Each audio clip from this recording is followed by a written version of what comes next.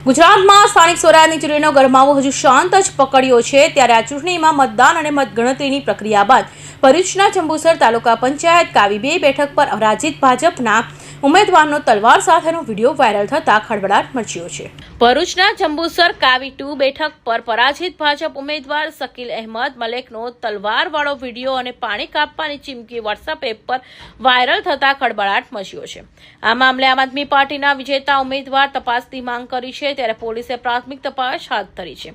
સાથે જ ગામમાં પાણી પુરવઠો બંધ કરાવવાની ચીમકી આપતા વોટ્સએપ એપ મેસેજ પણ સોશિયલ મીડિયા પર વાયરલ થતા મામલો વધુ ગરમાયો છે।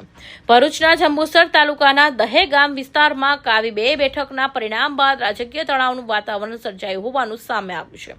સોશિયલ મીડિયા પર વાયરલ થયેલા વિડીયો અને મેસેજમાં ભાજપના ઉમેદવાર શકીલ અહેમદ મલેકના નામ સાથે દાવો કરવામાં આવી રહ્યો છે કે તેઓ તલવાર સાથે દેખાઈ રહ્યા છે અને પાણી પુરવઠા બંધ કરવાની ચીમકી આપી રહ્યા છે। કૌશિક પટેલનો report, Hind TV news, Surat.